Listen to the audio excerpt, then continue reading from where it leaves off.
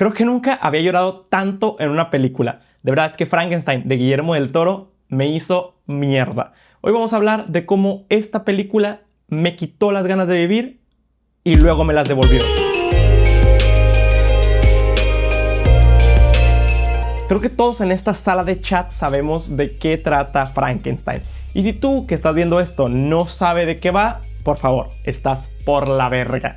Pero bueno, si tú estás por ahí, no juzgo, cada quien sus gustos, pero aquí te explico un poco para que no vayas haciendo el ridículo. Víctor Frankenstein es un doctor que al querer crear vida eterna o que el cuerpo humano no sufra de ninguna enfermedad, termina por accidente creando una criatura al que todos consideran un monstruo. Y luego de abandonar a este güey a su suerte, pues este monstruo deberá tratar de aprender a vivir o de entender cómo funciona el mundo, descubriendo que simplemente funciona a través del odio y la maldad y que al ser como es o por su apariencia física, nunca va a tener la capacidad de amar o de ser amado. Es bien sabido que la historia está basada en una novela de Mary Shelley, quien la escribió como un reto propuesto por Lord Byron, un poeta británico que era muy amigo de los Shelley. Acuérdense de este nombre, Lord Byron, porque va a ser importante, se los prometo. Shelley no terminó la novela el día que les propusieron el reto. Obviamente, pues está muy larga, pero siguió trabajando en ella hasta que en 1818 finalmente publicó su primera edición de Frankenstein, que luego reescribiría en 1831 con ayuda de su esposo, pero bueno, esa es otra historia. El punto es de que la novela de Shelley vio la luz y que el monstruo se convirtió en un ícono del terror. Ha habido innumerables adaptaciones al cine y la televisión, y era obvio que nuestro gordito que huele a hotcakes y quien además está obsesionado con los monstruos iba a querer hacer una adaptación de esta historia. Y es aquí donde quiero hacer mi primera parada con esta película. Hubo un momento en que la conversación en redes acerca de esta película se desvió a que Guillermo del Toro siempre hacía la misma historia. Una morra se enamoraba de una criatura humanoide al ver su belleza interior, y a pesar de que eso también pasa en esta película, no es el tema principal. Aparte, Guillermo del Toro puede hacer lo que le salga de las bolas con esta película porque él es el director. Porque yo soy el director. Pero lo que quiero llegar es que es la primera vez que veo una película de este güey y que por primera vez entiendo su obsesión y fascinación por los monstruos. No es que en otras películas haya dicho de que ay, qué culero que salga un hombre pesa en la película, está bien zarra, porque al final las historias eran interesantes y funcionaba, pero nunca llegaba a conectar realmente con esta criatura o con el monstruo que presentaba, y a veces me llegaba a preguntar por qué ponía monstruos en sus películas o por qué siempre contaba como este arquetipo de historia, al igual que esta conversación que se llegó a tener en redes. Y en esta película entendí por qué Guillermo decide utilizar criaturas no humanas o monstruos en sus películas. Obviamente influye mucho a que la historia original también tenga este mensaje de que el monstruo no es un monstruo, pero es que el lenguaje cinematográfico y la manera en que presentan la historia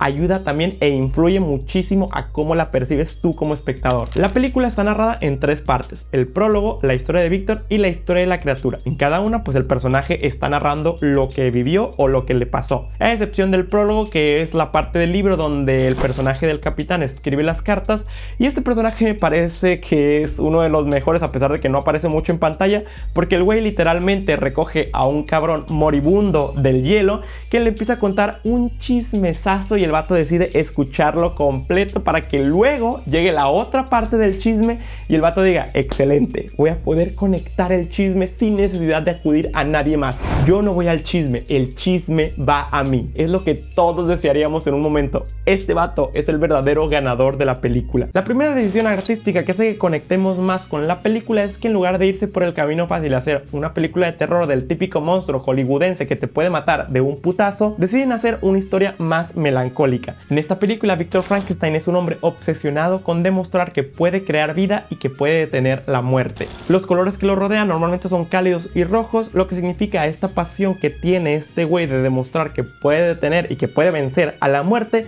Pero casualmente este rojo también significa la sangre que luego va a ser derramada por sus seres queridos al seguir desenfrenadamente esta pasión. Una tremenda paradoja que vive este personaje, porque al querer detener la muerte termina trayéndosela a los que más quiere. Y esta construcción del personaje me parece maravillosa, porque uno de los mensajes por defectos de cada película que vemos es seguir nuestros sueños, luchar por lo que queremos o que siempre podemos alcanzar aquello que nos apasiona. Sin embargo, aquí deciden mostrarnos el efecto contrario a lo que pasa cuando nos obsesionamos con esa pasión, que terminamos olvidándonos de lo que realmente importa: nuestros seres queridos. Y no es que nuestros seres queridos se vayan a morir o que los vaya a matar un cabrón de 2 metros, pero sí es que nos volvemos indiferentes ante sus situaciones, que es justo lo que le pasa a Víctor durante toda la película. Por otro lado tenemos a la criatura que siempre está representada por colores fríos o azules, colores que asociamos con la soledad, la melancolía, la tristeza, y eso es porque la criatura siempre, a pesar de estar acompañada, se siente sola. Su misma piel azul hecha por personas que han estado muertas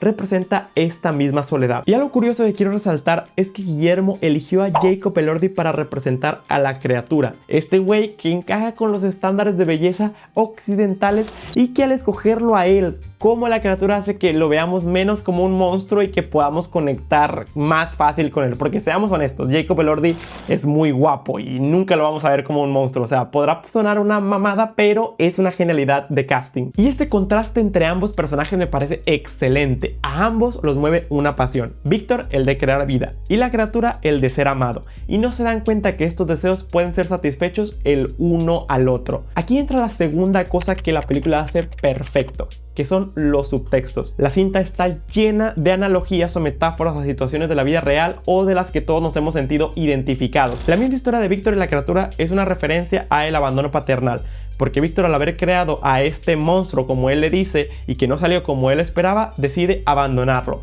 Pero no solamente habla de un abandono físico, sino también un abandono emocional. Seguramente Guillermo del Toro quiso dejar esta pequeña analogía o esta pequeña representación por la situación difícil que él tuvo que vivir al tener que abandonar a su familia y especialmente a su papá cuando en 1998 fue secuestrado. Pero también hay situaciones con las que todos nos hemos sentido identificados: la obsesión, familias disfuncionales, infidelidades, triángulos amorosos, depresión, duelo, en fin, una mezcla de traumas increíble que parece la libreta de mi psiquiatra luego de nuestra primera sesión. Y si me lo permiten, aquí quiero relatar la mejor parte de la película, que es la parte de la criatura. No es que la parte de Víctor haya sido mala, pero si algo te hace conectar realmente con la historia es ver el mundo a través de los ojos de este güey, un monstruo que está aprendiendo a vivir sin que nadie le haya dado, aunque sea mínimo un tutorial, algo para que el vato supiera qué hacer. O sea, si yo, que tengo 27 años, no tengo ni puta idea de lo que tengo que hacer, no me imagino lo que piensa este güey que lleva como 2 días vivo y que todos lo han tratado de la chingada. Todo comienza cuando la criatura nace, o sea, su desgracia comienza desde el principio. Todo empezó el día en que nací.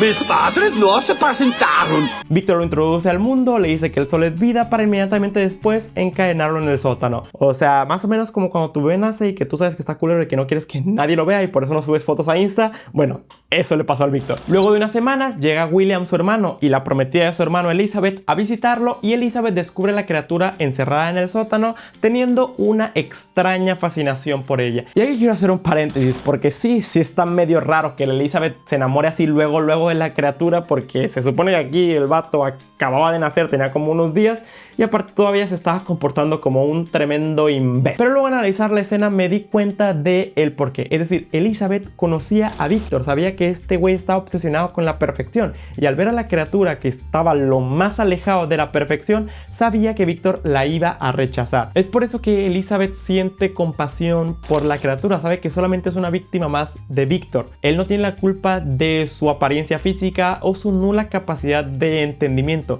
Apenas está aprendiendo. Esa compasión que siente Elizabeth posteriormente se va a convertir en enamoramiento, porque ella también sabe lo que es sentirse como una víctima. Ella también se siente extraña en el mundo, también siente que no encaja en ningún lugar. Y es por eso que entiende a la criatura, entiende al monstruo y sabe lo que es sentirse como se siente el monstruo ahora mismo. Y aparte, pues porque la criatura es Jacob Elordi, o sea, ¿quién no se enamoraría de tremenda verga? Pasamos a la parte más emotiva de la película, que de aquí en adelante fue un llorar sin parar, plebes. O sea, literalmente no me podía controlar, la neta, o sea, me da vergüenza en el cine. Cuando el monstruo logra escapar del castillo y se encuentra con la familia. Esta es la primera vez que la criatura tiene un contacto con el mundo y de cómo funciona la sociedad. Aquí es donde la criatura se da cuenta que las personas good vibes en realidad son las mayores hijas de puta. Y por primera vez se encuentra a alguien que lo acepta y lo quiere por como es. Este viejito que, al ser ciego, pues no juzga su apariencia física, sino que ve lo de adentro. O sea, estamos hablando que las únicas 2 personas que han aceptado al monstruo es Elizabeth, porque sabe que este güey es una víctima de Víctor, y un ciego porque al no verlo físicamente pues no le tiene miedo. Pero lo importante es que este viejito poquito le enseña al monstruo a vivir, le enseña lo importante que es sanar, lo importante de perdonar, lo importante de dejar aquellas cosas que no nos hacen bien. Esto que será muy importante para su arco de redención al final. ¿Y se acuerdan de eso de los colores cuando presentamos a los personajes? Pues en esta escena por primera vez los colores del monstruo son un poquito más cálidos de lo normal. Y eso es porque aquí en esta escena el monstruo finalmente se siente acompañado, finalmente siente que encaja en un lugar. Finalmente encontró a un amigo. Pero como la película nos odia y nos quiere ver sufrir, el viejito se muere y el monstruo se da cuenta que no siempre puede estar en paz y que la vida es injusta. Pero también descubre su fatídico destino, y es que no puede morir. Un deseo que comenzó a arder en su corazón cuando ve morir a su único amigo y cuando se da cuenta que nunca va a poder ser feliz por lo que es. Un monstruo que está hecho de personas muertas y que nadie lo va a aceptar por cómo es. Se da cuenta que lo mejor es abandonar el mundo, pero lamentablemente no puede. Una analogía clarísima a la depresión. Personas que lamentablemente están viviendo en automático y que piensan que lo mejor es abandonar el mundo y que eso es lo único que va a aliviar el dolor que sienten. Y es así como llegamos a la última parte de la película, el reencuentro de Víctor con el monstruo. Para esta parte el pendejo del Víctor, que ya me tenía hasta la verga, termina asesinando a la prometida de su hermano. Y el monstruo, para defenderse, termina matando a William. Y algo interesante de esta parte es que si nos regresamos a la historia que Víctor cuenta al inicio, nos daremos cuenta que cuando la madre de este muere, le deja su mano pintada de sangre en el hombro, lo cual nos adelantaba que todas las personas que estaban cerca de este cabrón iban a terminar muriendo o derramando sangre. No por su mala suerte o porque este güey tuviera un tipo de maldición, sino porque su obsesión lo iba a terminar llevando a cometer estupideces. Es algo así como cuando tú en la peda quieres enviarle mensaje a tu ex y lo terminas haciendo. No lo hagas. William termina de cerrar el círculo con esta situación cuando le revela a Víctor antes de morir que siempre le tuvo miedo a pesar de ser su propio hermano y que él es el verdadero monstruo. La neta, plebes, a mí me hubiera encantado que esta conversación quedara implícita, porque es un poco obvio que tanto en el libro como en la película la historia es que los verdaderos monstruos somos los humanos y que la criatura es un ejemplo de cómo nosotros tratamos a aquello que no encaja con nuestros pensamientos o con aquello que creemos que es correcto, que es que lo rechazamos y lo tratamos como diferente. Pero es claro, el mensaje de la película y del libro es que nosotros somos los verdaderos monstruos, nosotros causamos nuestras propias desgracias, somos seres horribles capaces de matar por dinero o por poder y que al final de cuentas nada importa más que nuestro propio beneficio. Por eso quiero cerrar el video hablando de lo último que hace excelente la película, que es el arco de redención. Porque sí, es muy fácil identificarnos con el monstruo y decir de que yo soy ese güey, porque ese güey sufrió, porque ese güey es rechazado, porque ese güey es la víctima. Y es muy fácil identificarnos primero con la víctima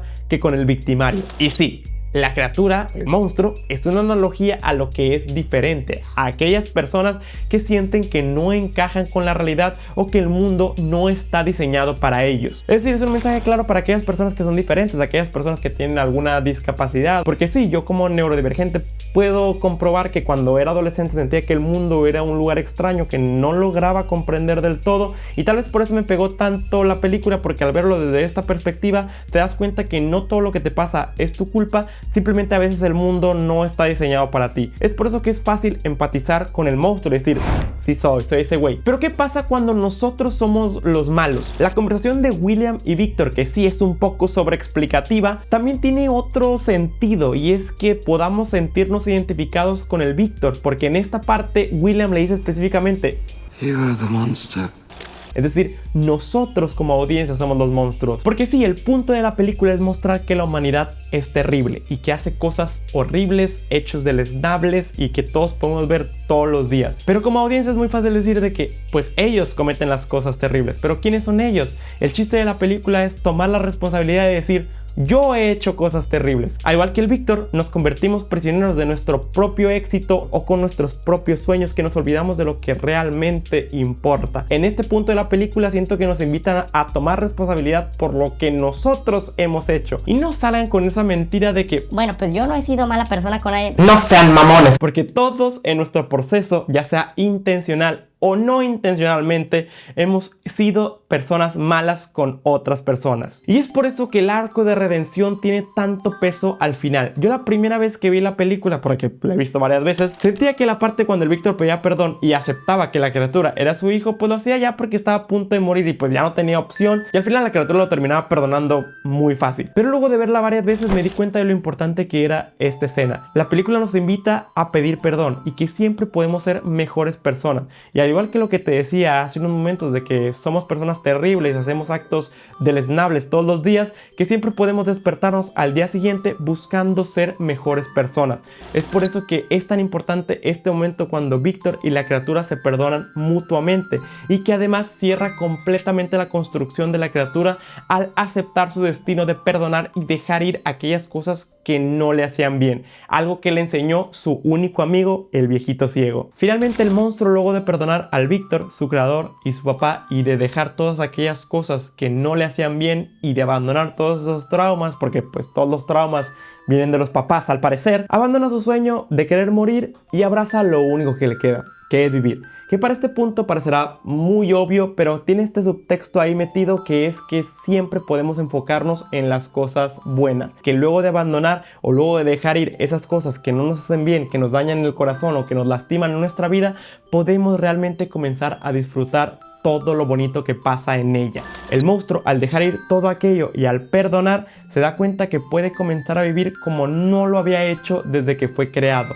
enfocándose en aquellas cosas que realmente importan, en las personas que realmente quieren, las personas que lo aceptan, y en buscar aquellas cosas buenas, cosa que el Víctor nunca pudo hacer. Y la película termina con esta escena que es preciosa, del monstruo en el amanecer, aceptando y recibiendo al sol. Porque hay que recordar que lo primero que hace cuando nació es que el Víctor le abre la ventana y le dice que el sol es vida, por lo cual esta escena representa que el monstruo por primera vez desde que nació está viviendo. Y cierra con esta frase que me terminó de romper por completo: y así el corazón se romperá, pero aún roto pervive.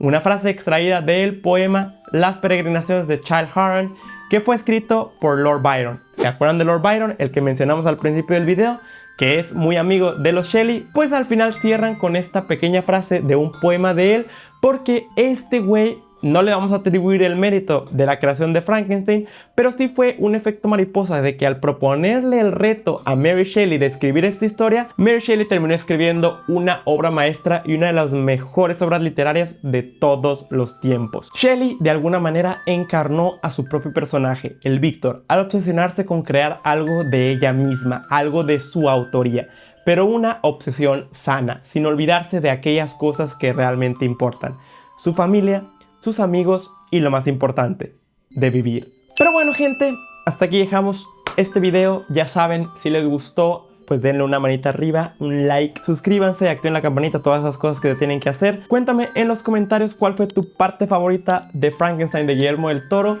y qué opinas de todo lo que acabamos de hablar. Yo me voy, me despido y nos vemos en la próxima. Bye.